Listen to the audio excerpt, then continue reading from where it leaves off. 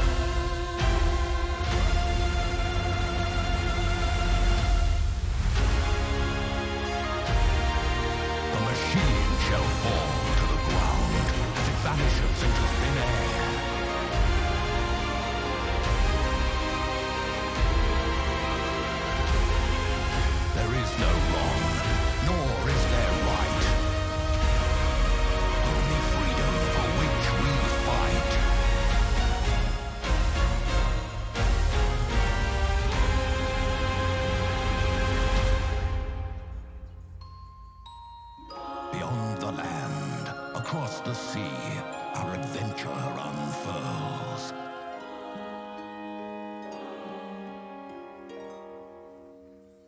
In search of redemption, we find each other. We dream of home, but never sleep. We find comfort in one another. In face of peril, we shall not flee. Because together we're stronger, much more than before. And feel the earth move, and hear the ground roar. So join us, my friend. Let us see this to the end, as dark as the night may be. It's time to light up the sky with fire.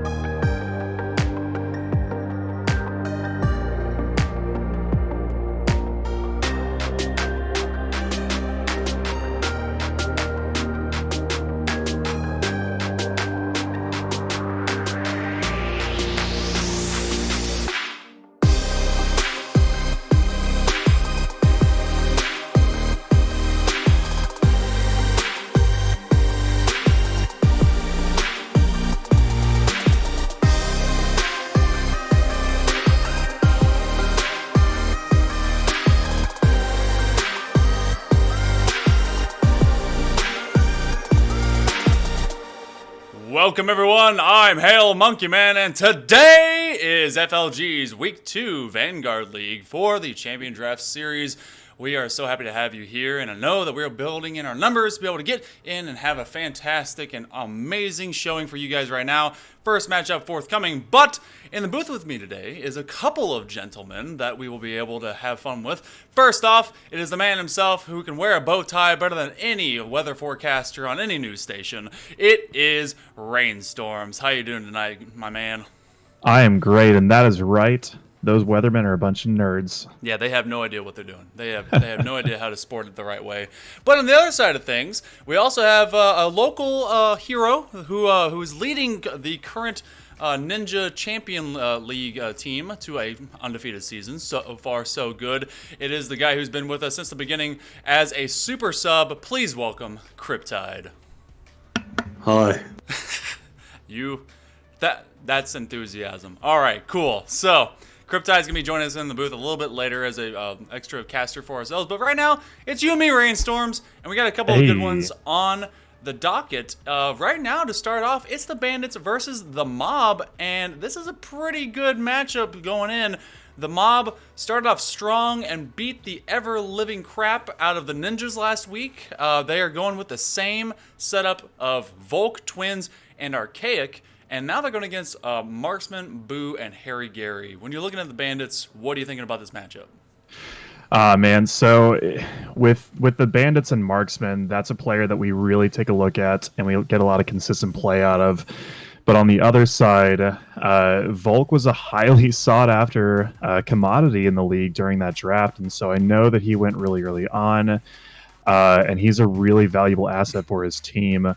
You take a look at the other league, you take a look at the Champ League, there's no question Bandit takes this matchup, but here in Vanguard, this is a pretty good matchup that I'm excited to see. Well, it's going to be a split. It's actually a dead even split between our different polls, and so we're getting ready for our first one. It's sure to be wild. I think the Mob are going to give the Bandits everything that they can handle. It's going to be a tough one for the Bandits to kind of prove themselves through.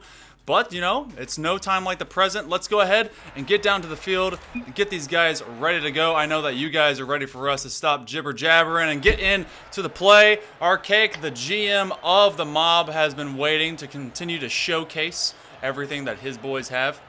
And we have a little bit of a treat for you guys as well, as we are going to be getting in to a little bit of auto-cam fun. Let's see, turn ranks down like a little bit. Cool. All right, so I'll make sure we have all the right stuff. I got them a little notification to join. No one's joining just yet, but it looks like no one's actually here. So we actually need to get people in. I gave a join notice to no one. All right, cool. Cold feet. Oh, cold feet. All right, so we need to make sure we get everyone.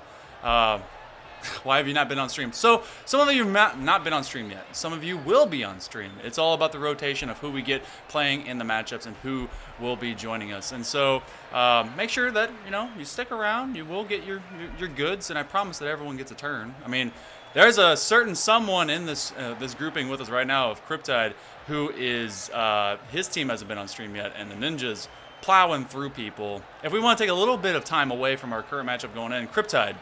So you're obviously a veteran with a lot of this stuff, and you guys are currently undefeated. What do you think is attributing to a lot of your success? I think most of our success just comes from us having fun, and that's what League's for, is just having fun with. Like, we meme our games, we like to laugh with each other and just have fun with it. It's nothing serious for us. Yeah, we actually saw you guys. A little bit of extra streaming was going on to be able to kind of show off your different matches, and you guys just do seem to have a good time. There doesn't seem to be anything amiss. That's all it is. Yeah. All right. Well, apparently they're saying that it's wrong info, and so someone tell them to learn how to read. Not me. I won't tell them to do that. All right. The Derek Zoolander School for Rocket League players who want to learn how to read good and do other things good. Oof. All right, well, we'll make sure that we'll reset this again. You guys just pop out of there, and I'll reset it for these guys, since apparently... Oh, well, you know what? I'm not going to say it's my fault, but I'm definitely not going to take the blame. They should have been able to read my mind, okay? So, yeah. Probably is my fault. That's fine. I accept it. But regardless, so we're heading into the middle week of this season. There's only a couple of matches that each of these teams, maybe even just one, that these teams have to play going into week 2. So you have the postseason coming up in a hurry after 2 more regular weeks as we get down to the field, and hopefully our teams will be able to join in a hurry. From these 2 teams, you got the Mob already showing strong, and they're working through their division quite quickly. Do you think there's anyone that can stop these guys' Rainstorms? Oh man, I'll be completely honest with you. As far as it comes to Vanguard teams, not as quite as well versed as I am in the Champ League. Volk, though, just an outstanding player, and so it is tough to handle him and Archaic as well as a double team. And so, we got a little bit of a miscue from Bandits, missing a guy. All right. So we're going to go back, and we're going to restart this all over again, and we're just having a grand old time right now. All right. One more for the Gipper. That's 2. Everyone Did gets... they pre-join? I guess they kind of pre-joined, so it's okay. You know, it's everyone has a little pre sometimes, and they have to, get it out of their system, and then, when you get past that, just the game server's somehow full. So, man, this is a Rocket League day. This is a good time. And you guys, if you are joining us just recently, we do put out a poll as well for both betting as well as for fun within both of our chats. And if you're hanging out with us, we're hopefully going to be able to fix the little issue that we had with the sign up to be able to get into the the good old giveaway that we're doing for Team Frontline hoodie.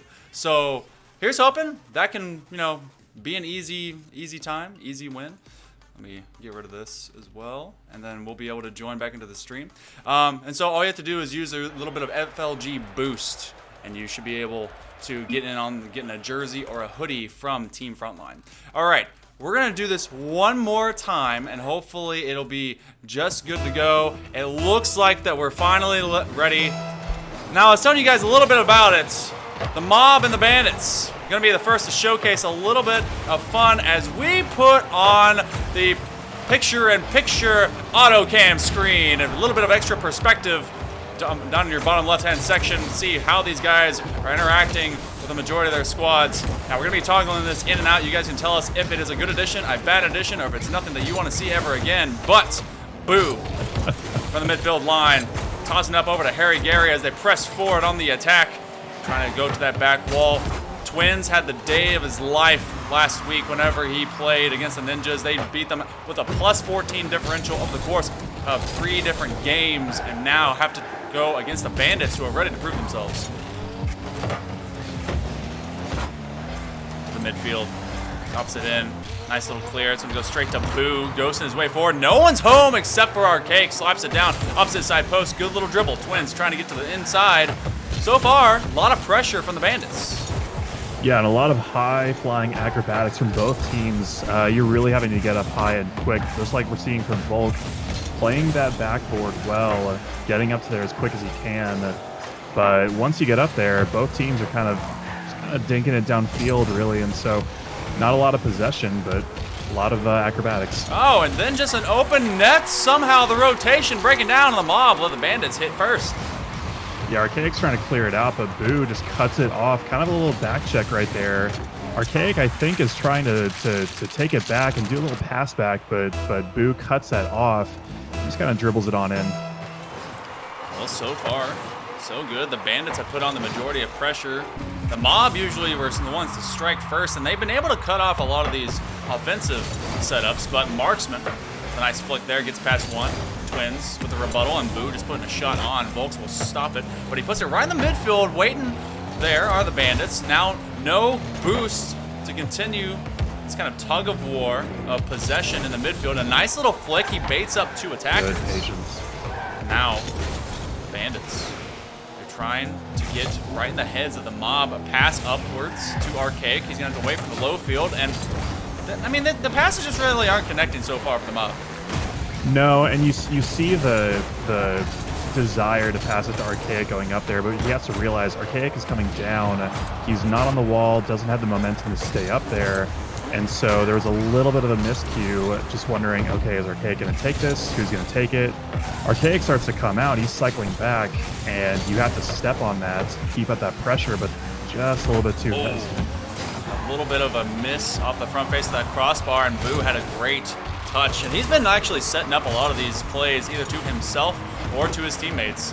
As the Bandits try to march on back downfield, and again, the mob, they have gotten all the way upfield, and it's still stagnated. Not really a whole lot of pressure continued. Volk with a miss leaves Twins on the back line. That's a high clear, and it will make it to the midfield. Harry Gary to the back wall, and they're going to take some more pressure to it. Backwards, high set. Boo rotating from the corner will actually leave it alone. The Bandits, they're postured correctly, but they haven't been able to really finish off much except for the first little kind of concerning turn from the defense earlier. Yeah, and a lot of what I was saying earlier, they're able to really reach the ball really quickly, but they're not able to keep any sort of handle on it. As far as possession goes, they're just they're turning it over a lot, and fortunately for them, though, Mob is doing a lot of the same. Yeah, kind of odd too. They're getting each other's way in earnest. Booze should be able to take this away from Volk. Ran out of boost, nothing in the tank. This one's a continuation. Now Boo's gonna try and play it. That's a high hopper. Marksman, he rotates aside instead to the big boost. Harry Gary leaves it up for Marksman. That's a drop, that's a bump. Around the mob, they're having a mob together inside the net. Boo looking for a big clear. Easy one over Twins. Archaic, that should be on target and will be knocked aside by Boo. The Bandits, they have had one goal. That's so far all they need to keep the mob at bay, and the mob advancing downfield. Archaic in a desperate situation. That's two for Boo, and that may be too much for the mob. Yeah, good read from Boo here, just getting it off the wall, puts it in the top left corner. Archaic is there. He's jumping for that. It's a really awkward spot. It looks like his teammate coming back in rotation might have had a better angle on it, but may or may not have just kind of let Archaic make that without forcing a double commit. But unfortunately, too awkward for Archaic. Now the mob, very desperate times. Down two, beat one over Marksman. Now Boo by himself. It's a three-man wave down there, but a very nuanced and finesse into the corner saves him any pressure. Marksman is just going to extend the field that the mob has to play on. Midfield now. Archaic, high pop. It will go wide, and so he's going to have to readjust his flight pattern. Won't matter because Boo gets in the way. Volk, it's been all Boo all the time, all game one. Game one really kind of showcasing the opposite side of what the mob didn't have to deal with in week one, which was dealing with pressure and successful runs on offense. But it will be game one for the mob as the ball touches ground. Or Yeah, for pretty the good. Bandits, rather. Yeah, I know the color swap gets me too. You would expect Mob to be blue and Bandit to be orange, but that's just not the case. No, pretty good win from the Bandits. They were just a little bit more consistent. Something from both teams is, again, we've said, whenever they go up for those... Oh, they've all... Oh, we're doing a lobby switch. There's a little bit of lag on the field, and so we're going to allow them some time to kind of get through this one. So that's okay. Apologies, that confused me when I saw that. Thought, just quit. One and done. I Yeah, guess. they're out. GG's. Yeah. But no, when you see the ball just kind of floating way up at the top, just kind of cresting up along the ceiling, and you go up to make that, you have to be cognizant of what's going on around you in the field as well, not just the ball position, not just your ability to get there. Take a look at where the defenders on the opposite team are. If they're pressuring you, if they're waiting back for that hit, notice where your teammates are. And so that kind of breakdown is resulting in a loss of possession for both teams pretty frequently. You want to make sure that when you go up there, you are putting that in a position to where only your team can reach it. Well, there's definitely going to be a quiz on awareness from the School of Rainstorms, and I hope that both these teams are ready to pass, because they're going to need to do so if they're going to continue their success into this league. A nice little doink to move this one on back downfield. Archaic's going to have to arc it over his own net. This could be just a setup pinata at a birthday party, and nice little bit of pressure. That was very, very poor judgment to try and drop that in front of his own net. Guys, he had the right intention at first, made a small mistake that set him in a dangerous territory, but the way he finished that with that pinch on the ground ended up saving a costly error.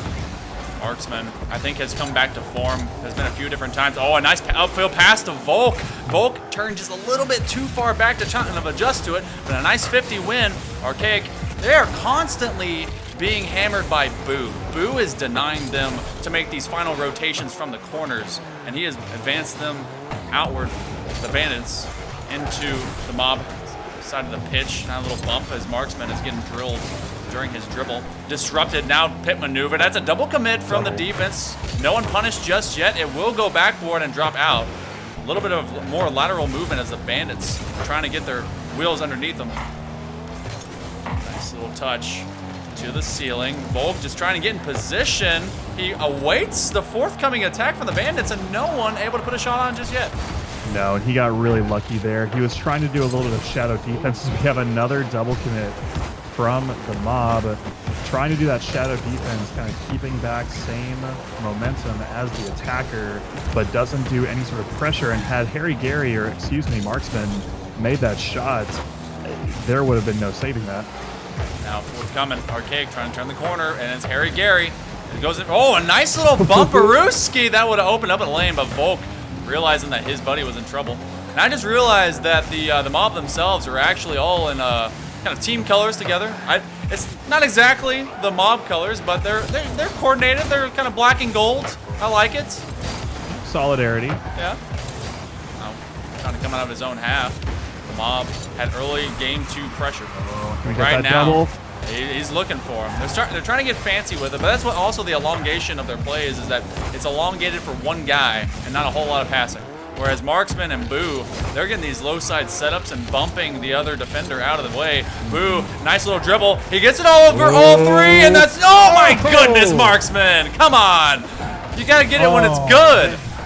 What a great pass, though, to set that up. It just crested right on the top of that crossbar, and Marksman was there for that. Just couldn't wait just long enough for that to get over the goal. Oh, Harry Gary with a miss in the midfield, and that's going to force Twins to rotate away. Archaic is the same, and so now Volk is trying to clean this one up. It's going to go straight to Marksman, but it will go lateral. Can't really get fully behind it. Less than 2 minutes remaining. We have a lot less scoring on the board, but there wasn't a whole lot to start off in game number 1 anyway. What's kind of, I mean, we're seeing them advance downfield, and the best chance we saw just a moment ago, just this not finishing. It's like doing so, not finishing. 0-2! Has to make a final save through the smoke. Saw it through it. That's a 3-man wave again. Who else but Boo? He has to welcome it and fend it off. Opposite post. Boo to himself. Volleyball from Twins. Yeah, just Mob has been all about the offensive pressure here in this one, keeping it in the zone of the Bandits much more than we were seeing earlier. A little bit better in their possession, but really the pressure has been a marked difference in this one. Now to the high backboard, they're twisting around, and that's a nice save by Boo. Oh, it's who else but Boo. Leaving it for Marksman, that's a little bit of a triple. Harry Gary having to go out with it as well. And now that high corner offense coming in from Archaic. They sling it to the opposite lateral side, and then still, that one was one of the more open nets. And the Bandits now getting demoed, and this is clearing some space. The rotation needs to happen. Boo ends up on the same side as Harry Gary, so they're going to clump up onto the opposite end, but is now slung aside as the mob are trying to spread everything out, but Boo finds even more real estate. Harry Gary going for a shot. It's 50 down, and that's a win by Twins. Yeah, a lot more just consistent passing from the mob would do a lot better here. He made a really great stand in his own zone to really take that out and clear it, but nothing doing for them in the net. What a read by Harry Gary. Put it to the opposite end. It's going to be, oh no, it's going to be Mr. Quickscope over here. And all three of these mobsters stuck in a lateral line. They're trying to go full flying V. Now off the sidewall. A last little bit of heroics, and we're still going OT just short. That was a really good, impressive last second coordinated effort. Harry Gary, he wins the 50. Nice little read.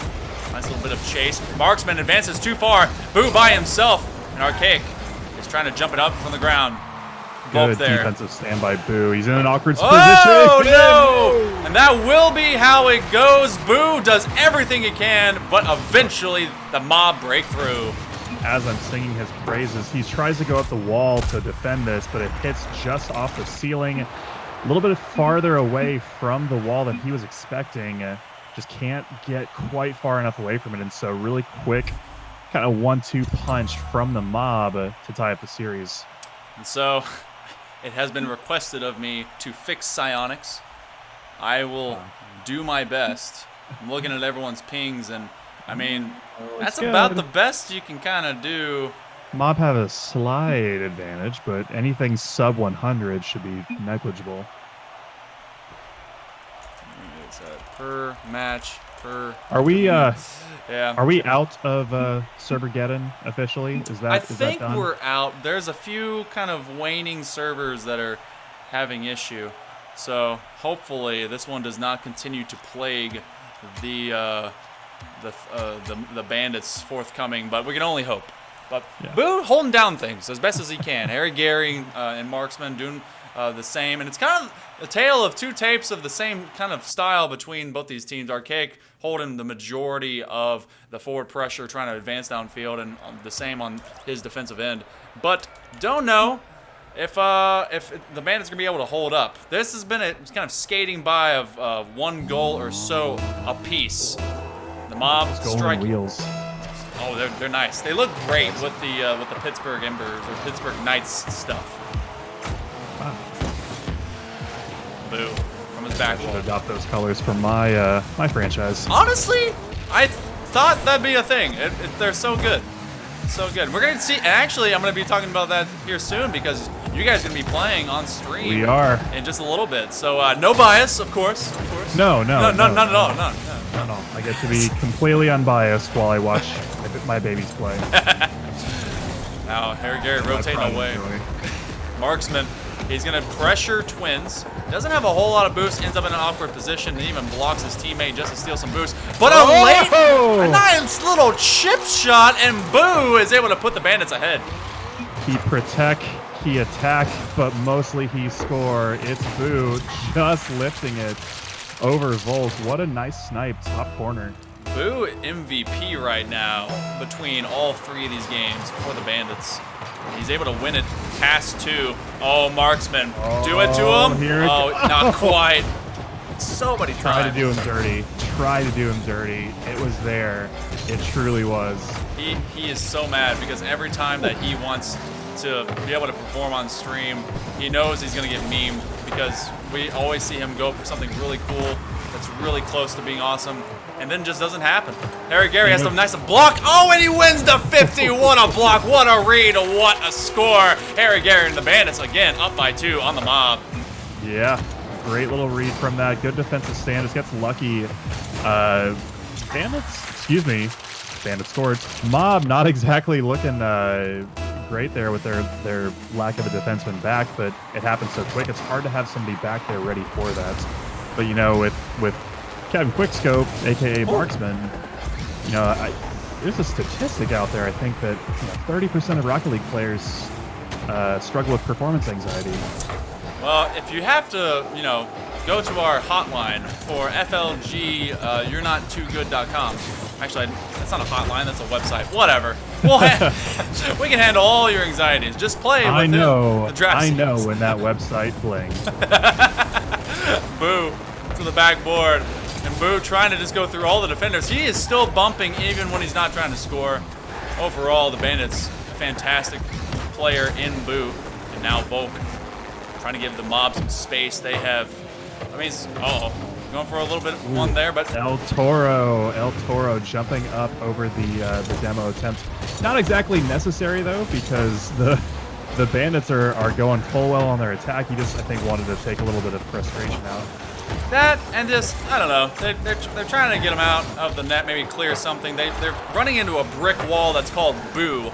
I mean, he is not letting them through, not one bit. That one comes off the wall. Harry Gary puts it around Volk and forces him into an awkward dribble. He has to wait for a very high bounce to drop down. Marksman misses on his challenge. Now going for a little bit of floor pinch. He has run out of boost and still advances it pretty far.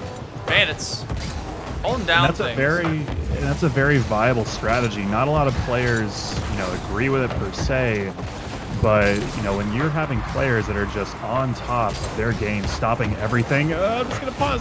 Okay, he had the great angle, but just no power behind that. A lot of players, like when you are just hammering and peppering that goal and they're stopping everything, one good way to go around that is to essentially go through that player in demo, but you also want to make sure that you are not taking yourself out of rotation when you do that. Archaic! Oh, there we go. Gosh, they finally take the spear to the shield and they make it a little bit wobbly. Marksman having to try his best against Archaic, and Volk planning cleanup from the opposite side post. And with a minute 46 remaining, instead of going through, they had to get a little bit creative and just extra touches, moving them around. And Archaic will probably claim like, oh yeah, I was faking them. I was drawing off the defender. But just sometimes when one teammate is having a pretty good offensive chance, but they're not able to finish, it's always nice to have that second teammate just in case.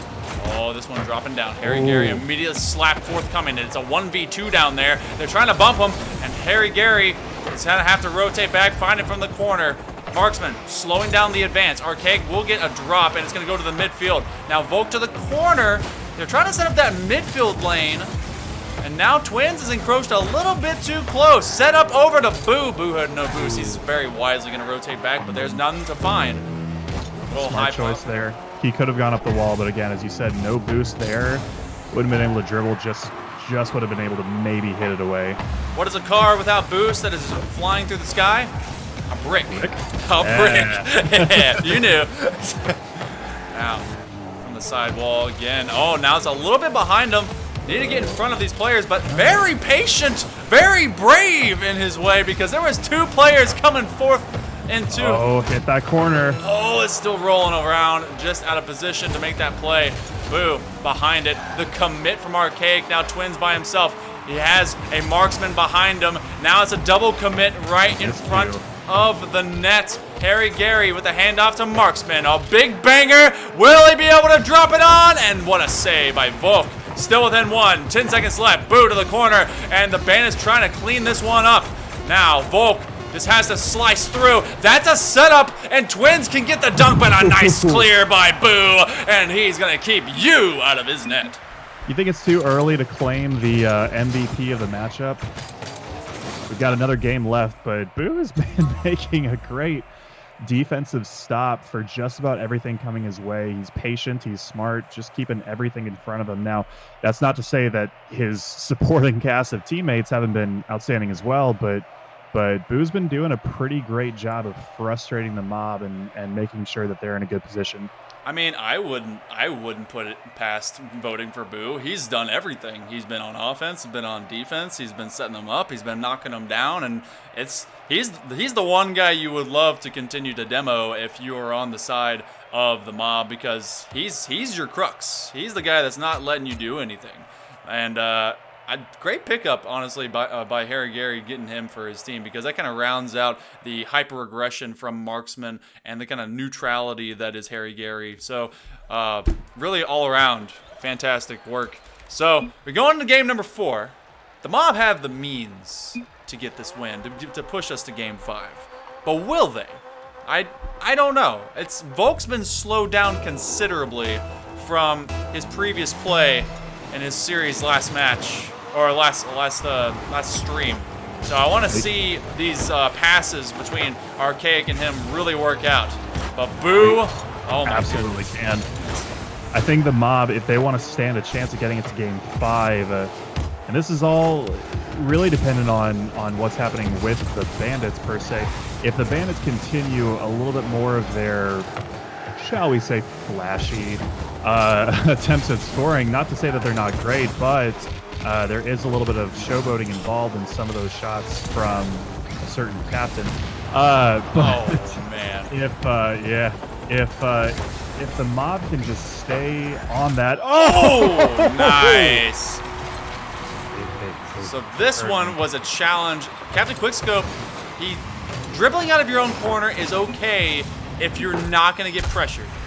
but there's nothing I can do about your ping, Marksman. There's nothing I can do. Maybe that's why he was doing it. And just going on the attack when you have the opportunity, the mob, that's what they do, and that's what they excel at, and that's what they're going to have to constantly do. And Boo, well, I'm going to need you to carry this team. Marksman, he's going to try and find this one here. Not enough boost to kind of readjust to the shot, but it will be Boo. No, it goes underneath. Marksman catches it. Wins at 50. That's a double, and that's going to leave an open back line, and so immediate rotations happening from the mob. For the Bandits. Double submit, but it works out in their favor. Now forthcoming into the corner. This one will come off the ceiling and be a 45 to the backboard. Boo can't readjust. Nothing in the tank. It will be Harry Gary. Opposite side post. Archaic. They're going to try and wombo combo him. And that's, I thought maybe the team bump almost gave him enough speed. Maybe, yeah. Or just, it was the angle that was the problem there. But Archaic was in a real dangerous position. Fortunately, though, no Bandit player was in the right angle for that. Marksman. It's open, but he puts it to the upper wall instead. Boo dropping it down. What a save! Holy crap! Doesn't matter because Boo says, all right, clap back. Yeah, and that's another important aspect of your offensive play, just keeping in position to where if you make that shot, they get that easy save. Sometimes, I mean, you're responsible for that follow-up, and another teammate may or may not have the same handle on it as you, so good job staying in, watching where that ball was going, and then keeping that pressure up to get that second chip shot of the matchup that we've seen from them. Oh! Again, Harry Gary having to come in. Last second, Marksman said, oopsie daisy. And now we see a little bit of a tussle at the midfield line. Possession, thing that will give either of these teams an advantage. Now, moving across the field, going to the backside wall. Vokes, he's racing for it, and he's racing for a Marksman who he cannot catch. Let's see if they can be able to gather themselves here as Arcade goes for the setup. It will drop off ceiling. Boo. Not pressured. Not once. Yeah, great pass to Archaic on the wall. He sets it up beautifully in front of the net, but there's no teammate. Volk is just a little bit farther back in his rotation on the red line. Not to say that that's not where he should be, but for that play to work, you would need a little bit quicker of a step up. If you guys are just now joining us, we're in the middle of Game 4 for our first match of the day. It is a Vanguard League for the Season 5 Champion Draft Series. That's a shot on, and we'll be off the front face of the crossbar. The Bandits up 2-1 over the Mob as we have 2 minutes remaining. 1-1 in this current venture. Mob trying to work towards a game number 5. Can we move it across? Boo at the setup. It's going to go to the backboard. Marksman with the full commit, and Harry Gary sniffing around that midline, waiting for Boo to rotate aside. That's going to be a drop to the corner. Harry Gary is going to bait up some defenders, or attackers rather, as Volk, he's going full commit. He is not in a comfortable spot. He's used to being that striker. They've been that guy that can really punish you when you come up to him and be able to make you dance. But thus far, it's the Bandits that are making these guys dance with their pistols, pistoleros, and that could be a dangerous setup. However, coming over, Boo, dropping it aside from Volk, and he's going to try and take that boost and slow the Bandits down. Here it comes. Oh, that one just off the mark. At some point, you really have to feel for Marksman here because he is in position so often in this matchup for all of these high potential, high percentage shots. And then can he get there? No, he cannot. And you got to feel for Volk because that's twice that Boo is beating him. He just has to put it downfield, and Volk was going with the same momentum as the ball, and he just can't get back. Yeah, Volk is in a great position here to make that save, but something that we've seen from this matchup, I don't think I can remember a matchup to where one team has had to field so many chip shots. I mean, that's almost the bread and butter of the Bandits right now, is they just lob it and then make you track it down in midair from those kind of like over-the-shoulder saves. And those, I mean, can be routine sometimes, but they're not easy ever, mostly. It's just, they're bounding for you to make a mistake at some point. Harry Gary, he drops one up. And now it's going to be Twins. They have to go the entire length of this pitch. Only about 30 seconds remaining. A nice little drop over to Volk. They're trying to just dribble their way through the Bandits defense, and while bumper carring their way through one another, the defense breaking down, but that one cleared. Boo being the man with the no. plan, and Boo with maybe the final nail in the coffin. Instead, it will be the captain, Harry Gary. 11 seconds left. That should be it. So a little bit of awkward confession on my part. I did not realize Harry Gary was the captain. So when I said some maybe not so nice things about a certain bandit captain, I may have not been meaning Harry Gary. It's all right. I often forget what all these players are. But the Bandits will not let the mob forget who they are as they take a 3-1 series win over them. And the mob are going to have to go back to the drawing board and really start figuring out what they're going to be doing for the, well, I guess, week 3 of the season. Thank you so much, you guys. If you're just now joining us, we have just finished up with our first series match. It's a fun one. It's a good one. And honestly, I thought it was a great one. I did not expect it to go as well as it did for the mob, but really worked out for them.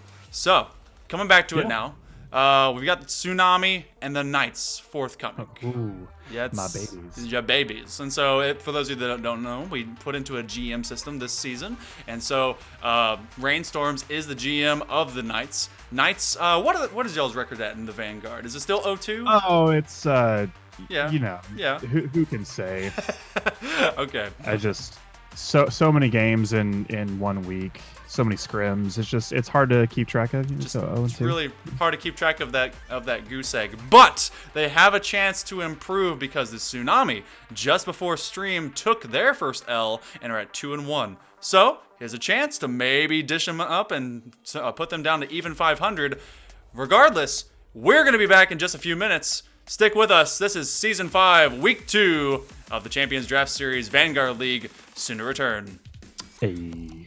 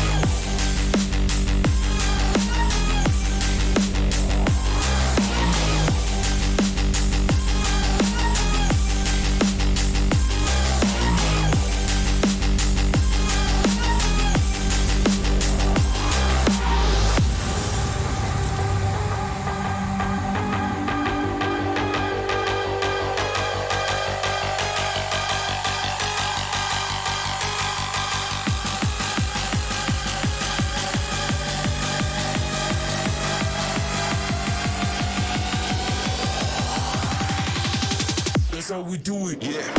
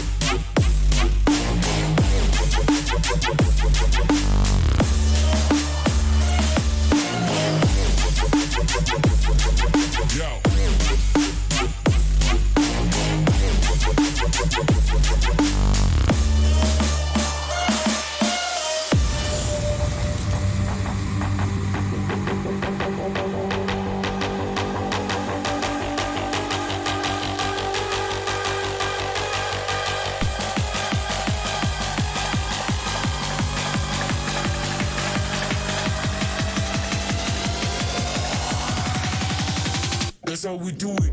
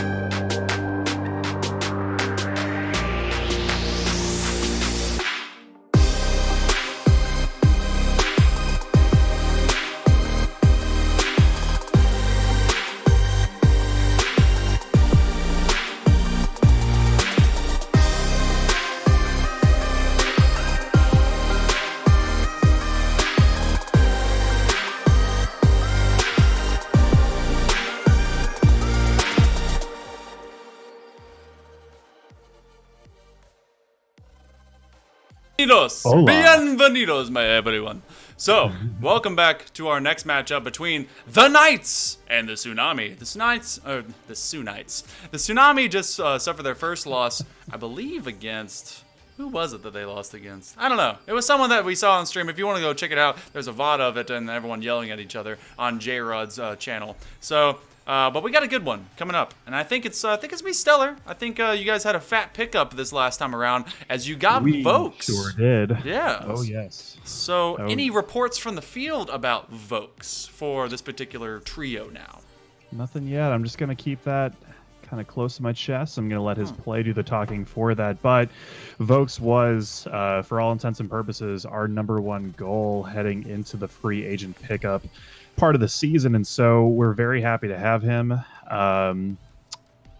We do kind of miss, the people that we had to drop to get us there. But we're excited to see just kind of this matchup play out with this new team dynamic that we've got going on. Now, you have this new dynamic, and you have a new player, and it's kind of like a shiny new toy. But when it comes to playing against the Tsunami, they played pretty well. Even if they just lost, they just actually got swept by the Ninjas, as reports were able to come about. SV Elite, Lynx G, and J-Rod. If they're not yelling at each other, they're actually being pretty loud on the field in terms of their proficiency. Maybe they're just on-stream boys and not off-stream boys. What can you expect to be the main kind of style of play, or at least the main playmaker from the Tsunami against your group? Tsunami, just kind of same with the way that they're named. Just a full-on wave crashing down on them offensively. I'm expecting a lot of pressure, but something that we've been working on with the Knights, mainly headed up by our captain, Sergeant Ao, is just making sure that we've got that consistent rotation, because no matter what they're throwing at you, a breakdown in rotation is sure to let in some goals. Very true. And I remember watching the Knights just the other week, and they were doing fantastic things between Sergeant Ao, Bap. It was actually this exact same lineup minus Vokes, so they had Fly Parker. And so I want to see both of them be able to pull off some sick moves, sick passes, and do as well as they did then, if not even better. Vokes from the midfield. He's going to make the old lateral over to Sergeant Ao with an immediate shot. It's going to be just short, and he's going to continue the play. Now, one thing that Sergeant Ao that I have seen him do, that I've always wanted to see be improved, he dribbles for a little bit too long, and he allows attackers to kind of 50 it off his face. If he can get those flicks, those touches, those dribbles to be like a little bit shorter, then he has all like the mechanics in the world to make his style of play work. You're right, and that's something that he himself has been personally working on. I know that any time that we're getting on for casuals or scrims or practice, even what have you, oftentimes in free play, we'll see him dribbling and trying to get those plays off faster. Oh, nice so save, close. but they can't stop the Sergeant. It's time to buck up Buttercup and get in there, because Sergeant Ao coming to play after that nice pass by Vokes. Excuse me, I shouldn't show my bias too much. That's gonna happen. It's fine. SV Elite, excuse me. Pretty good job at just like stopping that initial shot from Vokes. He's trying to send it to his own corner, doesn't get the angle that he's wanting initially, and just sends it off of that corner of the post, leaving it right up center for Sergeant A to essentially clean up that nice and easy mop-up goal. So SV Elite, rather, if we're talking about him, he was the first round pick for the Tsunami. Inactively so, because they decided to free agent token him. He's pretty good, but I'm still waiting to kind of really see the investment worth out of that pick, because that's a huge amount of, that's a big choice to make when it comes to your kind of your franchise and your team for the Vanguard League. J-Rod, both. Also, another fun fact, as we revealed last week, is that both J-Rod and Lynx G made the move from Xbox over to PC, playing now with maybe a little bit of better hardware to kind of help them out. And lots of big changes for the Tsunami, and they're still not doing too bad. 2-1 right now. I don't think I've ever seen somebody in this community up and buy a computer for the sole purpose of. I mean, no, well, I'm sure they had it on their own already, but in my head canon of somebody dropping a couple of G's to get slight better performance for this league. You might be talking to a guy who's done that before.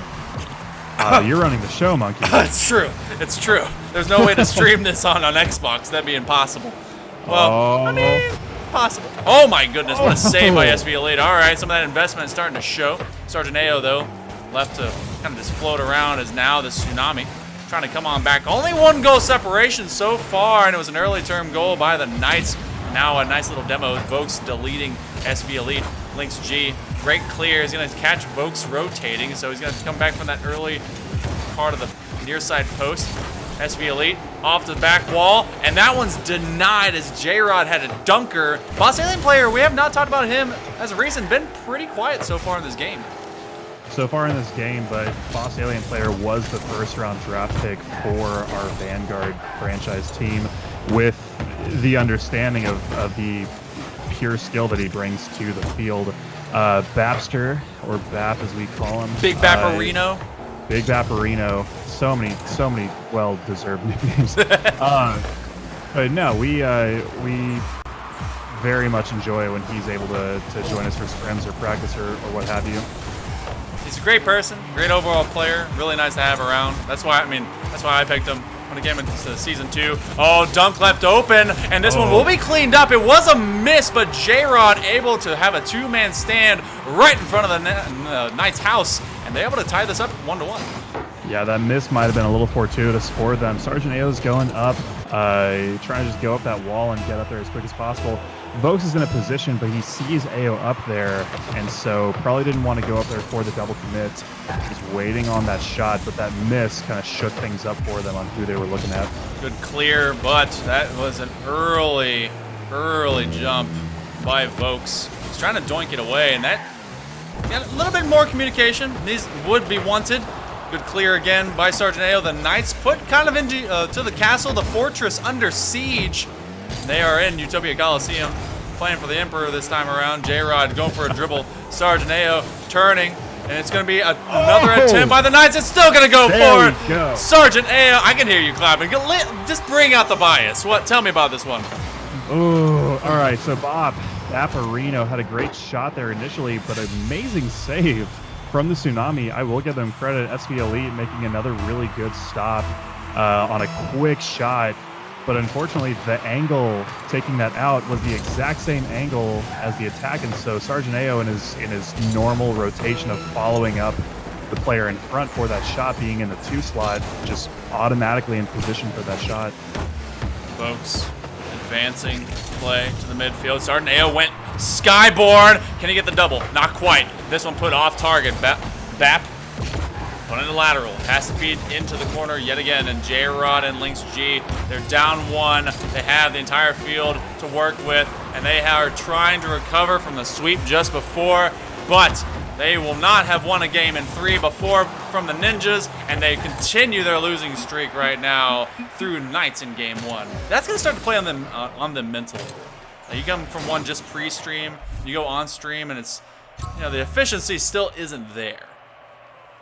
Right, and that's something in really anything competitive, whether it's professional football, hockey, semi-professional Rocket League, or amateur underwater basket weaving. Whenever you get into that headspace of taking a loss, taking a sweep, especially, you have to do everything in your mental toolbox, essentially, to essentially just let it slide like water off your back. Just make sure that you greet the new game as such, as a new game, and not take any sort of hang-ups into it. And doubling up the offensive output from the Tsunami Knights. I mean, Sergeant Ao captaining this has more than Vokes and Boss Alien player combined in shots. 9-4 in the way of the Tsunami and the Knights, though. And that put Tsunami on their back heel. They still were able to sneak one in. There's a couple of mistakes, and it was honestly just a couple reads that would have been really hard to do in the first place if the Knights were kind of stuck in their own.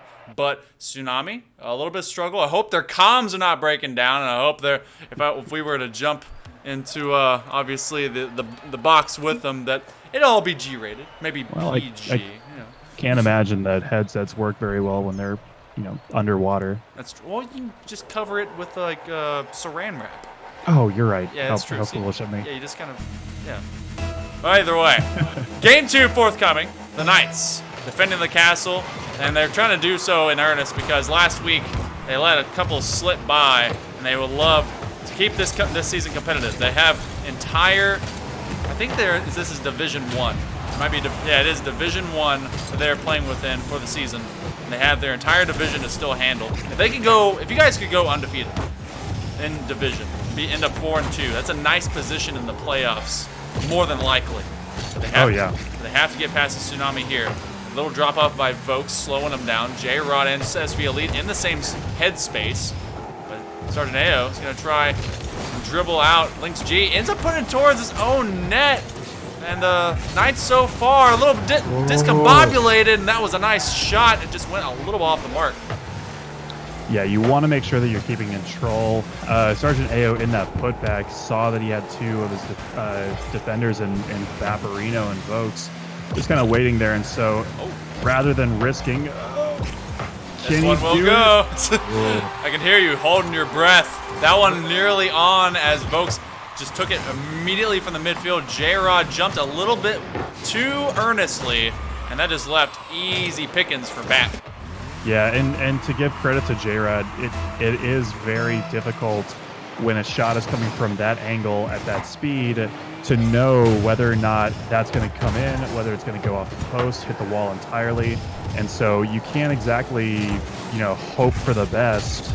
Sometimes you have to make that desperation save, and we're talking about like millimeters here of a difference in going in, hitting the post in that angle, and so it's just a tough read for him.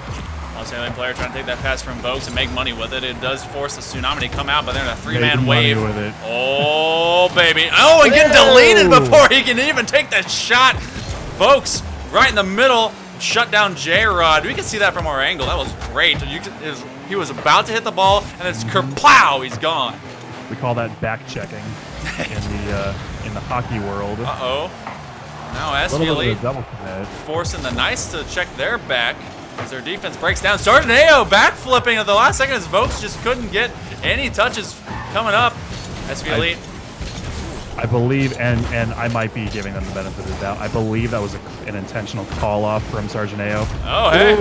Well, you know what? Later, but eventually we'll play out. Monkey, I feel like I have some sort of caster's curse or blessing or something, because as soon as I start explaining something and really breaking down what the folks at home just saw, that's whenever they shut me up on the field and get a quick goal that we have to switch gears for. Well, so maybe I should talk more.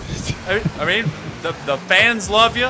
I'm sure the team loves the praise from their GM, and I know that for a fact that I have become entranced by your siren song. So it's not as if that we don't want you to either. But Vokes now trying to put this all the way downfield. The Knights in control. Tsunami just completely out of control. And they conceivably can get back into this, but it's now past halftime in game number 2. Oh, going for the immediate pressure shot. Lynx G, he wanted some boost. Going for a pass instead, and he had to give up on the midline boost, which is going to slow down his advance. Off the back wall. J-Rod looking at Boss Alien players. He's coming around. Vokes with a touch, and that's a nice one. Vokes, good pickup so far as the Knights just push this wave aside. Yeah, Knights in a pretty aggressive stand here, so much so that if this had gone just a little bit the other way and the Tsunami had cleared this, we're looking at a really long open goal from Lynx G, but an amazing pass from Boss Alien player, just out of reach of any Tsunami defender, setting up a nice kind of tricky angle for Vokes, but impressive shot nonetheless. Now, we're starting to see a lot of this going on. We just had a 3-0 sweep against them. Tsunami, they took advantage of their cross-division games, but in-division games have proved to be much, much harder. Oh, and this one could go the distance. It will probably come off the opposite side of the post.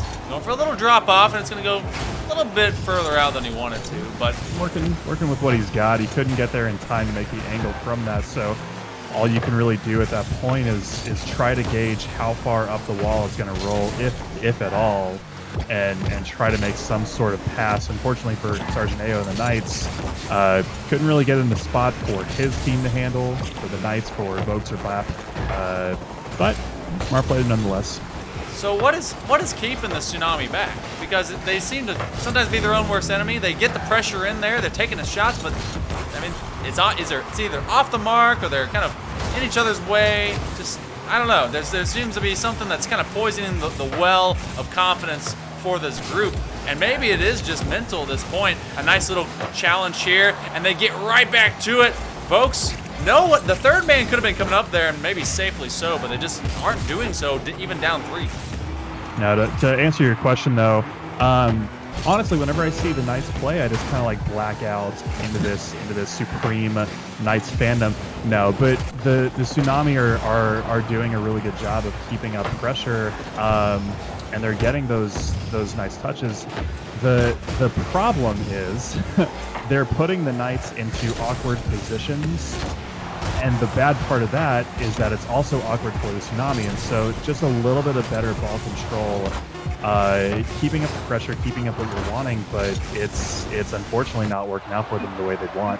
Not at all. The Knights on a 2-0 run, doing great things, and you got to be feeling good as the GM for them. And these guys, they're doing good stuff. Vokes really coming out. Oh my goodness, 5 saves. 5. Yeah.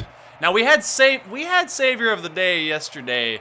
Oh my goodness, what was his name? Someone in the chat tell me who got 9 saves yesterday, because I am blanking right now. It was a great performance, but just look across the board, 9 shots, and that's it. But for the Tsunami, I say that's it because there's only 4 for the Knights, but they scored 75% from the field, and doing amazing things.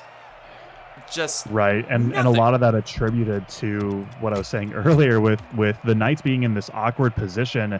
There were so many times that the Tsunami just were bearing down on them in their own zone.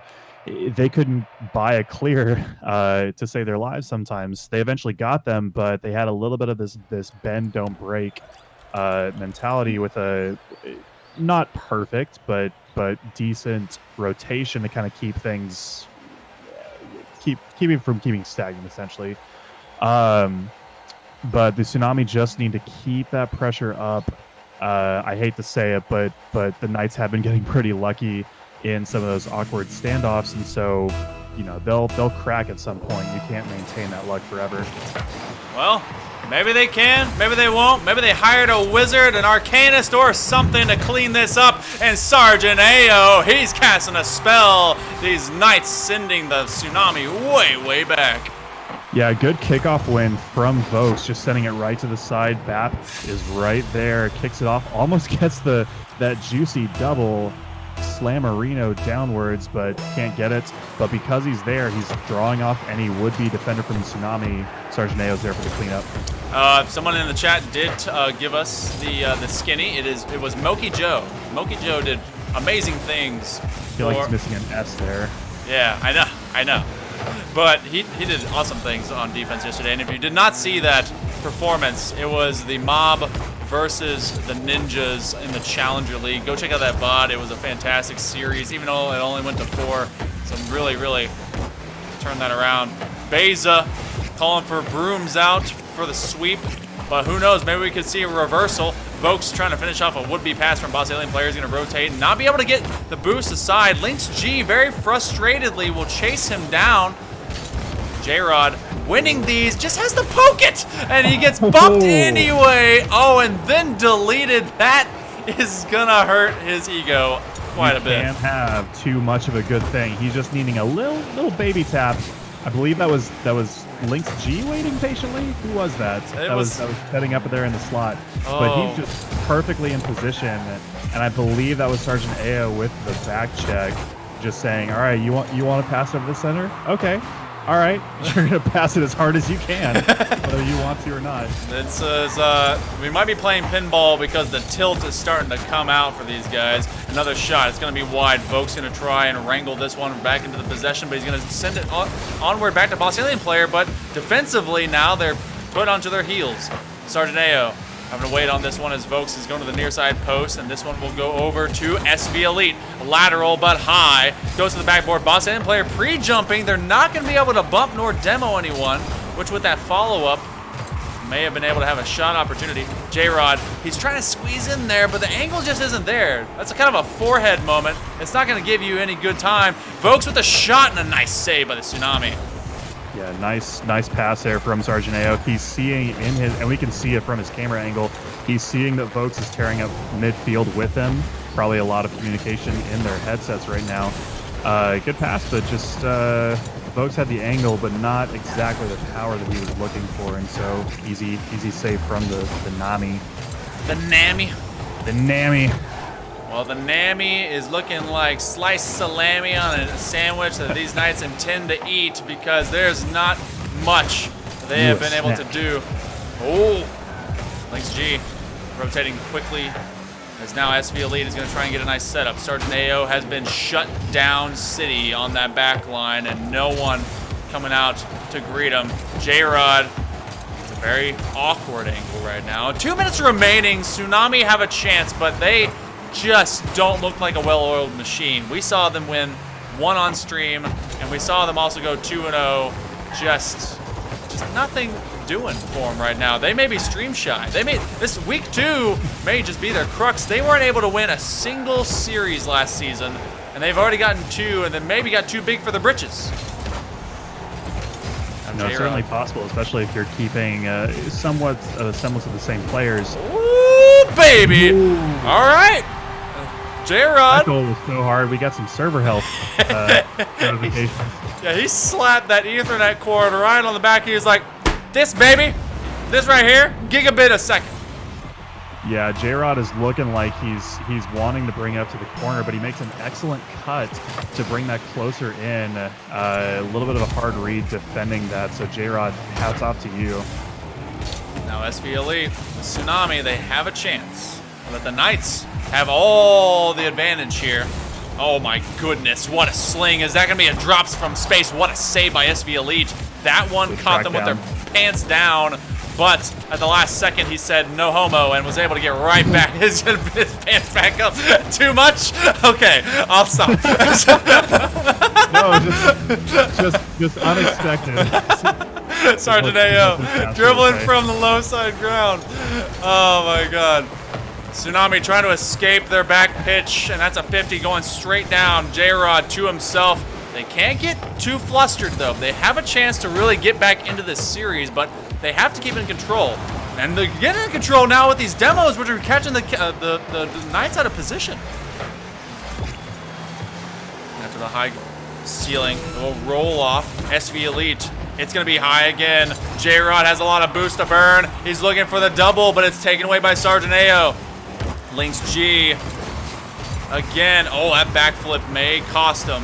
But J-Rod trying to dish it over to SV Elite. No one in rotation. They're looking for the Knights. They could be the heroes for themselves. That's a set and an early commit by Boss Alien player. That's going to leave one on the back line, and that is Vokes, and it will die. Overtime. Overtime. Can the Tsunami prevent the sweep? I don't know, because right now they've been kind of swept up in their own emotions. SV Elite has to just bang this downfield off the crossbar and maybe the whole way back. That would have been some, I wouldn't necessarily say karmic justice because the Tsunami hasn't done anything wrong, at least that we know of, but man, that would have been poetic. Goodness gracious. They are not able to just get out of their own way. A dunk, a side, this one, maybe a little bit of a doink, not quite. The Knights on the attack, shields out and swords up. A little bit of a back pass. Chad, if you know a crossbar in your life that's being abused, please call the crossbar abuse hotline. Oh, a nice little flick. SV Elite cutting it off. And it will be J-Rod who suffers. Lynx G trying to get in the way. Oh no, that side flip. It's still there. He needs to stop doing this because it's just gonna be a birthday party. Boss Alien player, throw the confetti. The sweep is out, and they just cannot, even with all three, stop the big Bap. Happy birthday, Baparino. Oh my goodness. I need to sit down. Did you stand up for that? Yeah. That's great. But no, that was impressive shot from Boss Alien player. An incredible angle right there. That's tough. And you have to feel for Tsunami because on 2 separate occasions in that overtime, they just caught the Knights in a bad rotation in such a bad way. But hitting that crossbar, as we mentioned, the crossbar hotline earlier, from this play, this is something that we've, a little bit of GM talk here from my perspective. Something that both Sergeant AO and myself are both of the same mind in this is the rotation. You take a look at Sergeant AO's play, you're not going to find a whole lot of advanced mechanics, a whole lot of flashy play, or anything like that. But what you do find is a pretty consistent basis in his rotation. Anytime you see him on the field, look at where his teammates are. He will be where he needs to be accordingly. And so, for anybody watching this, wanting to know, like, okay, how do I get into this league? I'm Diamond 3. Am I good enough? Something like that. Yes, you can spend time on your mechanics. Learn to do the flip reset. Sure. Learn wave dash. Cool. But make sure that you understand what is rotation, how you rotate, how you make sure that you're in those positions. Yeah, and it's how you are rotating alongside your teammates, which takes a lot of practice, a lot of scrimming, a lot of time, because chemistry is huge, and that's why we have these particular styles of draft leagues, because and especially now with a week 0 to really kind of get the shakes out, get the rust off, and moving together as a unit. It takes a lot to make that happen and fluidly, genuinely, alongside people that may have never played together before, or may continue to play together and maybe need a new weapon or tool in their arsenal to kind of make it work in that final step. The Knights did great last week and just took an L, but they did even better this week and hit the W. That's 2 in a row, though, for the Tsunami. They now are 2-2. Even 500, and that means the Knights are improving to 1-2. I don't think you guys have another matchup this week. I think this was it. Nope, that would be the only one on stream or otherwise. So definitely. And yeah, so I was glad that I got to be here in the caster seat for that one. Yeah, that's kind of why I made sure to schedule it. But we will be bidding you adieu, as we will be having Cryptide come in, and he will be casting our final match of the night, which is sure to be a big one. It's going to be between the currently winless Spartans and Nova. That's going to be a fun matchup. A lot of crosstalk going on between Monkey Nugs and Fantix, the 2 captains for either team. And so, what a name! It's always great having you in the booth, I can't wait to have you back next week. I'm sad we didn't have you the first week, but week 3 is a whole other day. So, yes. Monkey, as always, thank you so much for having me in chat. I enjoyed getting to interact with you, and hopefully we had fun and learned something along the way. We did. And we always do. The real goals for the friendship we made along the way. Up next, we will have our last match of the day, at least on stream for the Vanguard League. Remember, if you are off stream, you got to get your matches done by tonight at midnight. Tomorrow, we're going to have our matches for the Champion League at 6 p.m. Eastern. If you are still interested in how this all works, hit ! Discord. We have our entire group of organizations as well as our community in there. If you want to join the league, we do have mid-season free agent applications. !League should draw you there. And if you want to know who's casting today, !Casters. And of course, our Twitter, same kind of, channel command, all that stuff, because I just don't want to say ! Again, even though I just did. Whatever. Up next, in just a little bit, we're going to have the Spartans and the Nova. I'm excited for it. I hope you are too. We'll be back momentarily with the FLG's Season 5 Champions Draft Series. Stick around. Trying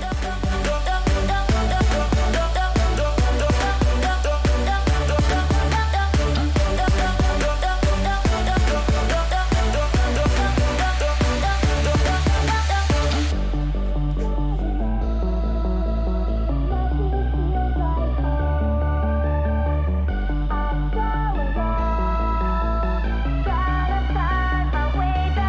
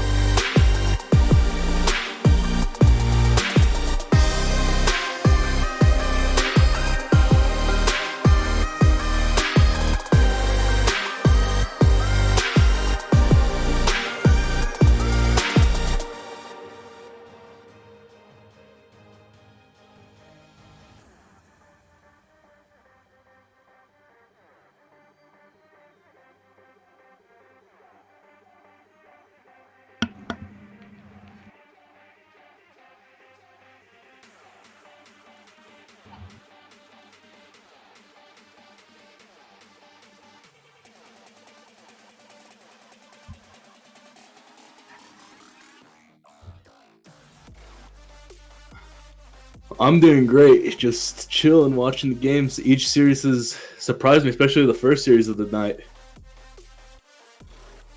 I was not expecting Bandits to come out like that.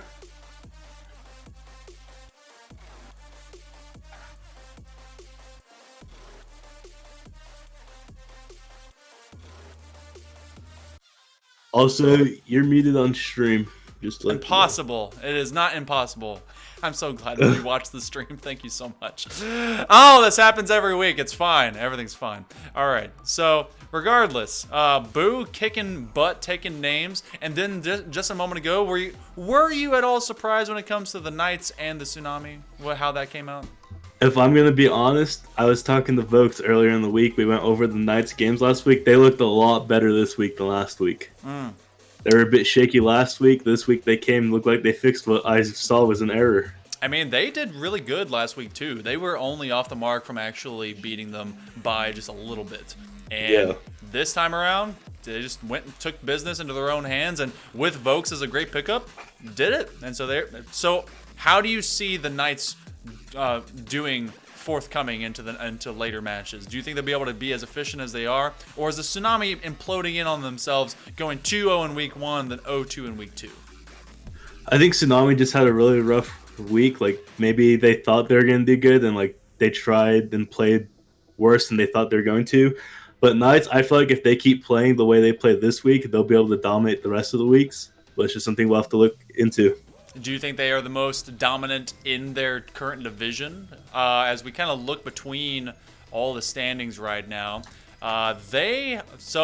Knights were just barely ahead of the Spartans, who are actually currently last place in the division now. The Ninjas took that win over the Tsunami, which made the Ninjas improve to 2-1. Nova are looking to improve to 2-1. Tsunami dropping to 2-2. It's a dead heat right now in Division 2 of the Vanguard League. So looks like it's just a battle for top 3. Yeah, it's kind of all over the place right now. And of course, with that win earlier of the Bandits over the Mob, that was in advance of them to 2-1 and dropping the Mob to 2-1. So that's kind of a four-way tie. Of course, Casual's not doing too well. They're supposed to play off stream tonight. Who knows if that's going to happen? I don't think my Casuals franchise is going to do too well. I'm not sure. I'm not sure. But we're looking into this one instead. Spartans, Nova. Nova with Cricket. Now with a recent pickup of Hippopotacorn, who was supposedly going to go to the Avalanche because of a whole grouping of Beza and Icy over there. Instead made it to the Nova, and their captain Fantix against Chef Blazer, Murky, and Monkey Nugs. What are you looking at when it comes to this matchup? I haven't seen most of these players play, but Icy's, from what I've seen, Spartans looks like they may be the more well-rounded team, but Hippo is definitely someone new in the league. Yeah, he's brand new. He's honestly a super fresh pickup. So that's going to be interesting to see if he fits into this dynamic between Fantix and Cricket. Last week, we saw Cricket shut down the squad that they went against, and he just completely bottled them up. So want to see if he continues to do the same thing. They did send that to Game 5. I believe that actually was the Casuals. But I don't know. I see a lot of good that comes out of Hippopotacorn in that grouping. So who knows if it's going to turn out for good. Chef Blazer, high-end shooter. Monkey Nug's been with us for a hot minute, but they had a new pickup with Murky as well. And we're honestly just skating by a little bit as we wait for Fantix to come by into the lobby. So, you know, just a little bit of waiting going on. So this could be a dead heat. Hippo, it's a battle of the two new pickups, Murky and Hippo. One of them will perform. One of them is going to kind of be left to the wayside. Nugs versus Fantix in terms of captainship, and Chef Blazer and Cricket, these two kind of variable players. I would put my money on the Spartans out of just a random guess. Mostly because I want to see like the worst placed team maybe go up a level or two. You know? I'm going to have to go a few too on Spartans. Yeah. I mean, nothing against the Nova. Fantix, if he can come to play, I've been told he's the best player in all of Vanguard League. I don't know who I heard that through, but I've been told. But if he comes to play, it's going to be hard to get against him. But I've seen him choke a few different times, and I know he throws his keyboard. So, who knows? And so, it looks like we have finally everyone on the field. So we're going to get everyone ready to go. I'm glad you guys are being able to be patient and be with us here. We're getting ready for our final matchup of the evening, and it's going to be a fun one between the Nova and the Spartans. Let's get down on the field. It's game one. I definitely have absolute zero, not confidence, but I have no idea how Murky's supposed to play. So Hippopotacorn, I've been told, is from the same friend group as Icy and Beza. They both play pretty well, so maybe that will be just about the same between the two of them. But Murky, he may be just someone amazing or terrible. I have nothing to go with on that. But a nice demo of Murky on a Cricket opens up a free goal, and Monkey Nugs scores first. We can see Spartans here being very dominant on offense already. Like a demo from Murky and Monkey there just to clear it up for them. They just kind of held that midfield line, just pushed them back. Didn't have to do too much. Hippopotacorn, I'm going to say his name maybe a few different times. Cricket with a miss and leaving it for Fantas to get the clear. Now going to shut down forthcoming attack. Good kill on to Chef Blazer, and now a little bit of space as finally the Nova get to advance into the front half of the Spartans. Who do you think is going to perform between these two different teams? Pick your main guy between one or the other, because it's seemingly kind of a demo bump game right now from the Spartans. From Spartans, I think Monkey's going to be their shooter for the most part, and Murky's just going to be there to clean out the defense for them. And with Orange team here, forgot their name. Nova. I think I can't see a dominant player because they don't have any ball possession as of right now. Seems like Spartans are just dominating them. Yeah, they're kind of struggling when it comes to speed. They're able to kind of get back onto these defensive stands for the most part. Cricket, I know and hope, will be as kind of loud and proud as he was last week. Was able to kind of shut down anyone that got in his way. A nice clear from Monkey Nugs. They're rotating just fine. And from downtown, Monkey Nugs puts up his second goal. And this lead just continues to build.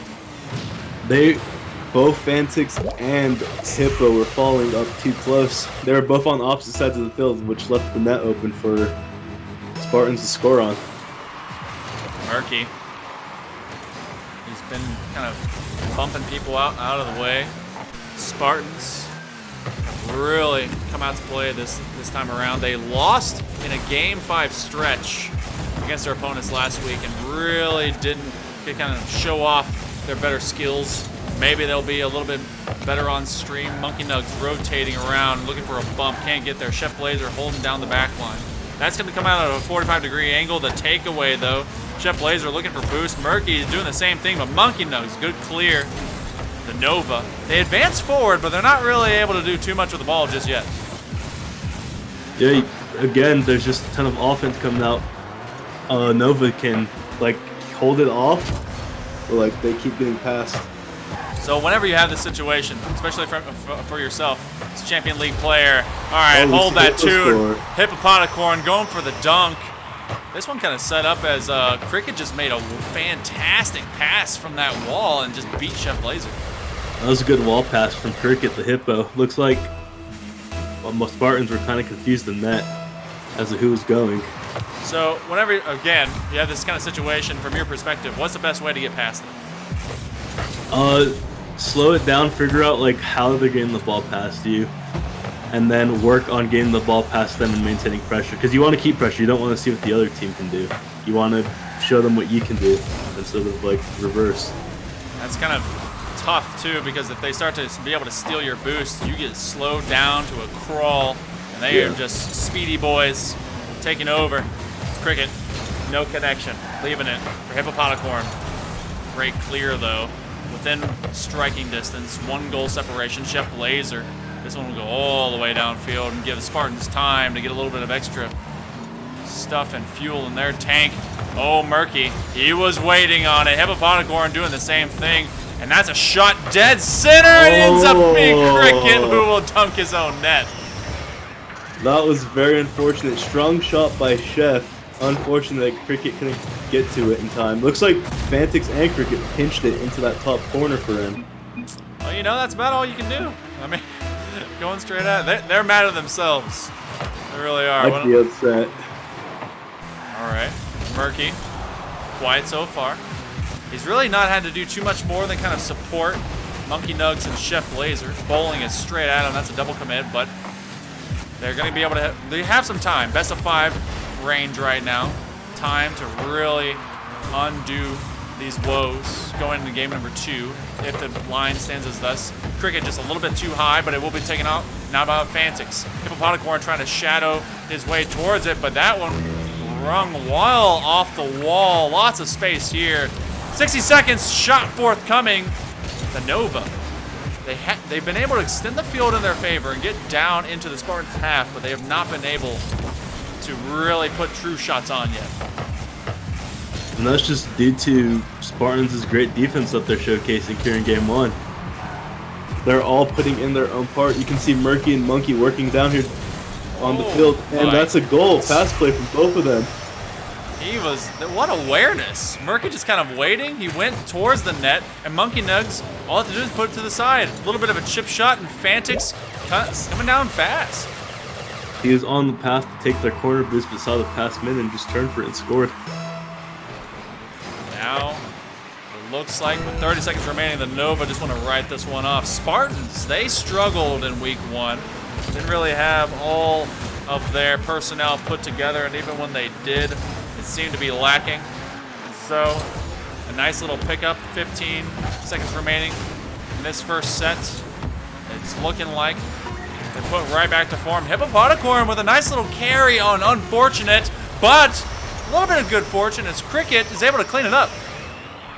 They gotta feel good about that one. They'll have momentum going into Game 2, or yeah, Game 2 if they can hold this and not get scored on again. I just realized Cricket is wearing that new NRG decal. That one actually looks pretty cool. It does. I like it.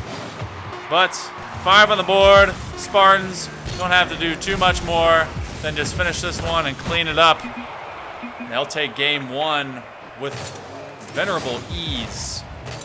Kind of unexpected. I thought Nova were going to put up at least a little bit more of a fight in this one. Hippopotamicorn flashing the GC title, but that didn't really push them on. That's 10 shots to 4, and they just looked like they were locked inside of a broom cupboard, unable to do anything. Yeah, you can see with the saves too. Nova has 7 saves to Spartans 1. I mean, they didn't have to really do anything. All of the shots that came just kind of knocked off the crossbar or the posts. Murky seems like to be a good middleman for Chef and Monkey. Yeah, he went in there. If he was not getting a space to kind of get a shot, and which he did off of a very quick pass from the corner, he's just bumping people, which is perfect. You don't have to do too much more if no one's in the net. So a great play system, and honestly, it's showing dividends from their investment to pick up a new player. So I think it's going to be like Knights. They picked up a new player, and they're already looking good. Looks like Spartans are doing the same thing. Those midfield pickups, or mid-season pickups rather, can be stellar. That can be great. But will the good fortune continue for them? Cricket, good clear downfield. He will be able to beat Murky. He's going for the double from the sidewall. It's very slow. It comes off of his tires. That's not what you want to see. Murky beating out Fantix. It's a 1v1. Murky going for the dribble, and he lifts it right over the defensive men, and they again will have the lead. Is Murky new to the league, or did he not get drafted? Oh, he came in as a mid-season free agent. Well, yeah. Spartans got lucky with that one. Hey, sometimes really you need that. Pickup. Yeah. Now Cricket, turning the corner. I know if Murky does end up sticking around, that there's been no reason for no one to draft him next season. At least if he continues to be like that. But who knows? That may have been one cool shot amongst a bunch of flubs. Near side post, double dipped between Cricket and Fantix. Oh, and Nugs just barely can't get on the backside of the ball. Spartans have them locked down, and they continue to double commit to try and get these clears. Yeah, they keep, even when they get put on defense, they keep clearing it back upfield and forcing another play. You can see all three of Nova looking like they're trying to save the ball there in the net. They are stuck. Cricket barely gets it around a forthcoming attacker. Monkey Nugs, though, is going to immediately pop this one high. Trying to win another 50. Will do so. That's a pass over to Chef Blazer, who already pre-jumped. Monkey Nugs in the near side corner again. Cricket with a turn. Looking for Fantix. Would have been a harder shot. Now Chef Blazer leaving it for Murky. Hippopotacorn cannot win this 50, and Murky is just playing bully to all the Nova. Looks like Nova putting up pressure, but Spartans are still holding it off. You can see them pushing up on offense. Murky's going for a shot. Cricket can't make it there. It's just a free net for Murky. I thought there had been enough speed, because that wasn't a very fast shot, but Murky definitely putting this one on immediately to the furthest post. Wow. I don't think Cricket had enough boost to get back. Goodness gracious. And he saw the defender on that corner wall and just put it away from him, and Cricket just couldn't get there in time. The Nova doing crazy things right now to try and get back into this game, but the Spartans just kind of suffering from it. What a pass, what a play, and still going on the offensive. Challenge is forthcoming. Hippopotacorn gonna wait out Cricket. Oh, and that's just an open net. Poor rotations, counterattacks coming, and it's 3-0 with less than 3 remaining. If I'm Nova, I want to make sure I know where each other are, and like making sure there's always one person back, because they seem to be leaving the net open for most of these goals. And Murky's just capitalizing on all their mistakes. Remember, if you guys are watching with us, there is an FLG boost that you can earn. Lower right side next to the chat. If you get up to 5,000 of those little bit of boost points, you can redeem it for a chance to get into a drawing for a team frontline hoodie or jersey. So make sure if you and you can also use it too for any other things like getting a free emote. By the way, those emotes are being approved by Twitch. So there's a few that are really cool coming up soon. I hope they get approved. And if you already have a sub, you can probably check out what you got. Opposite side of the lane, Cricket trying to toss it right back to Fantix, who had nothing in his tank. Oh, an unfortunate off the post, and Nova making the most of this possession as they finally get a score in game 2. Chef did not have enough boost. He kind of side flipped, and Monkey looked awkward already. And Hippo was just there to clean it up after it bounced off their post. So close, but the Nova finding ways to get around this defense. I'm gonna make them stutter for it. Monkey Nugs wins against 2. It's leaving him versus Cricket. Oh, and a quick demo is gonna just kind of delete that process. Chef Blazer into Murky. Monkey Nugs to himself. Oh, this is getting much more uncomfortable for the Spartans than it was before. Errant pass into the midfield right in front of his own net will not be punished. You know that he's gonna want that one back. Chef Blazer's up for it. Murky's there. Oh, no. What a miss. They're still having the offense, though. They are definitely putting all this pressure downfield. Monkey Nugs has gone green and white. Fight, fight, fight. Go the Spartans. Cricket shut down by Murky as he rotates the corner. Oh my goodness. Every single time they're trying to get out of their half, they're immediately getting challenged. Just like this, no one can escape the wrath of the Spartans. And I think that's part of having a good rotation. You're always going to have someone to keep pressure on the ball, which seems to be something that Nova keeps lacking. Chip Blazer, he's going to look and try and take that off the back wall, but instead it's now a 2v1, and it's a kill. Oh, and this one will take advantage of the no man. And it's 2-3, 61 seconds left. Can the Spartans survive this onslaught? That was really good vision from Fantix, seeing that Monkey was the only person left. Killed them and left Cricket with an open net to score on. Game's definitely tightening up here with the last minute remaining. What has changed since the beginning of the game to now? Because you would think, seemingly from the opening, just crazy 3-0 run from the Spartans, that this would be well in hand for the Nova, or for them. But the Nova are striking back. Has anything consistently changed for them? I think they're starting to look around the field. They're definitely looking at each other now when they're passing the ball. They're not just throwing it where they feel like. I think they're just working more as a team than they were game 1. Sometimes it takes a little bit of pressure to galvanize through strife and challenge and obstacle. Fantix going up to challenge Murky, who goes all the way up to the ceiling. This one coming straight back down. Fantix looking for a touch. Can't get there. 15 seconds left. Over Hippopotamicorn. Monkey Nugs just needs to outpace him. Get to the corner. Quick fling. Looking for Murky. And Murky can't put it away.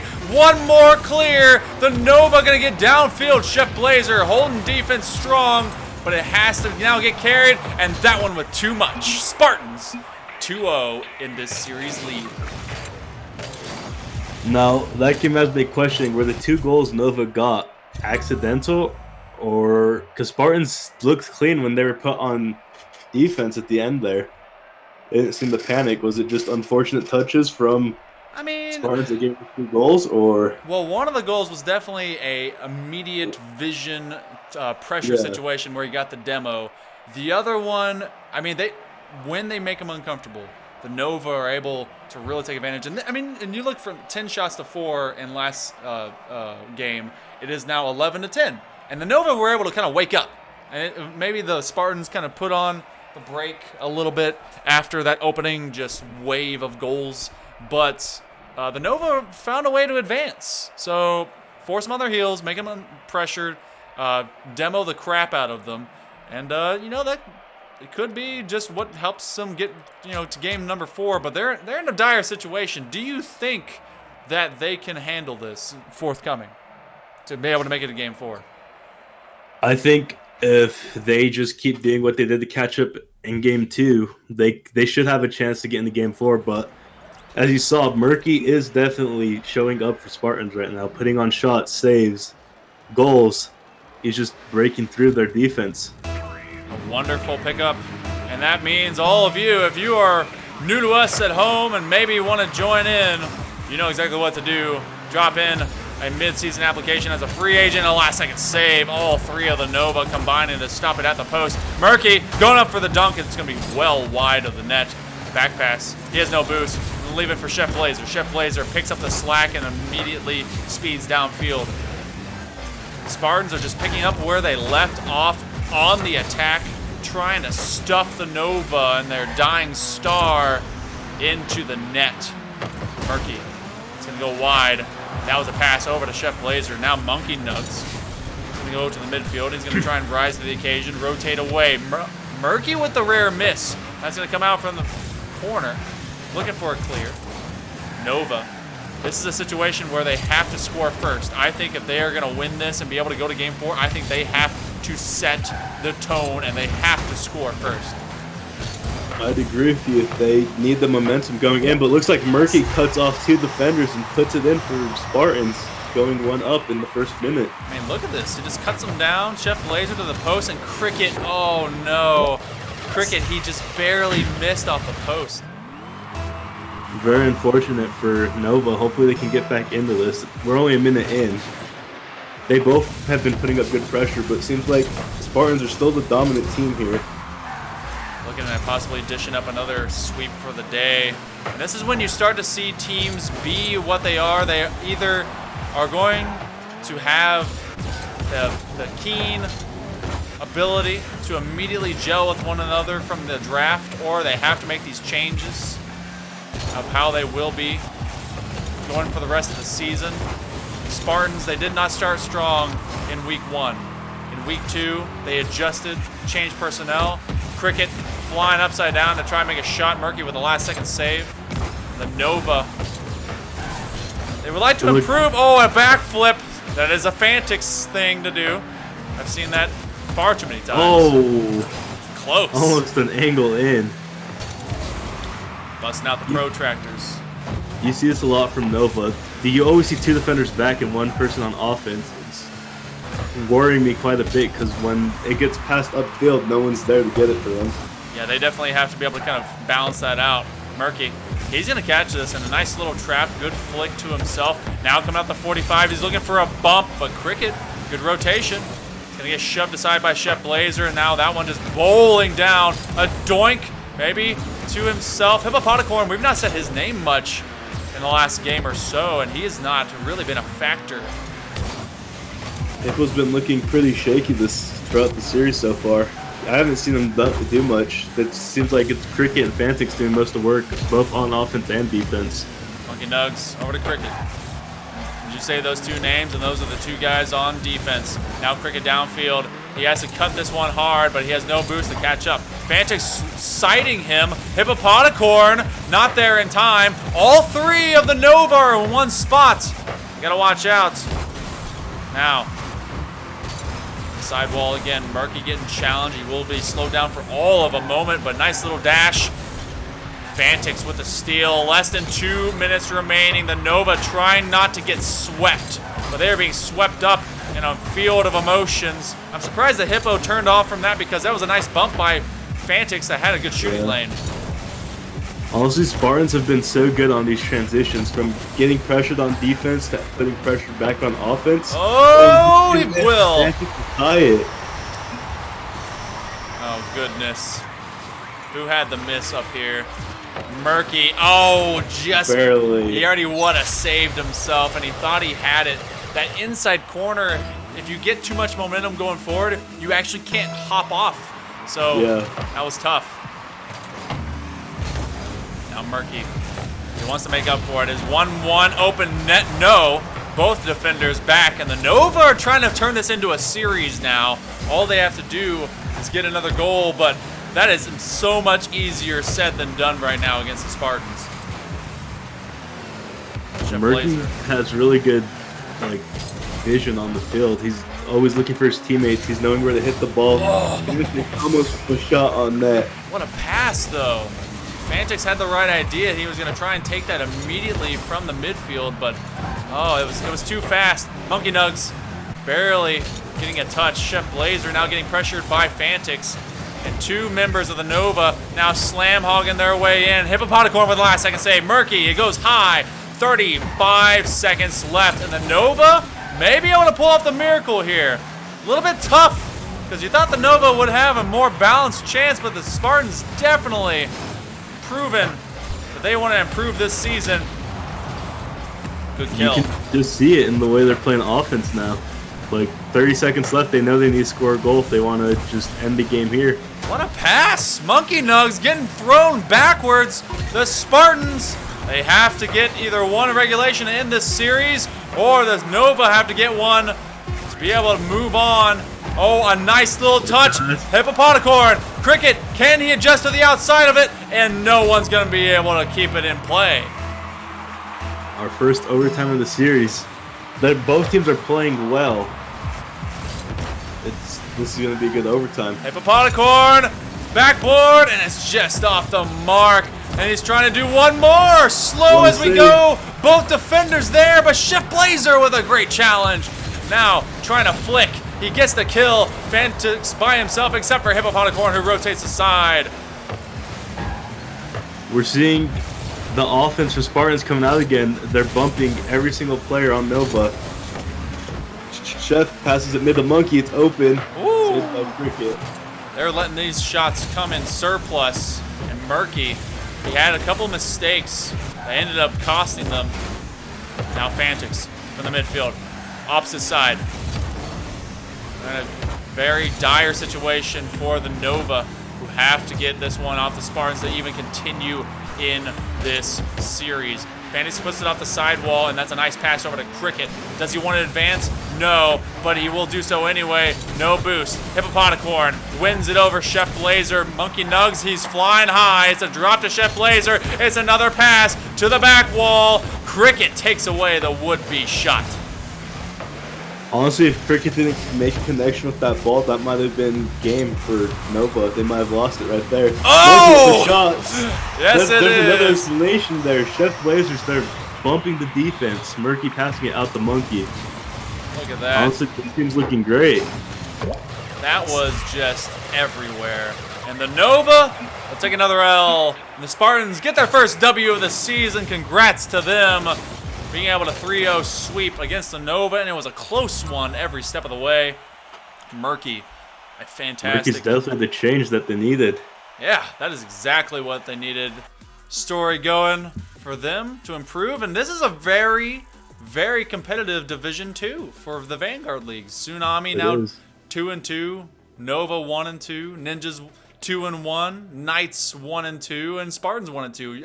That's close. That's a lot of teams all jumbled together.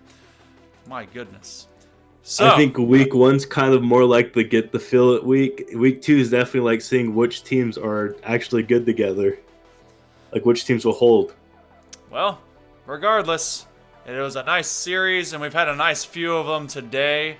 Hey, Cryptide, thank you so much for joining us today, my man. We have not really had you be with us ever in the booth, so it was awesome for you to play, or not to play, but to cast.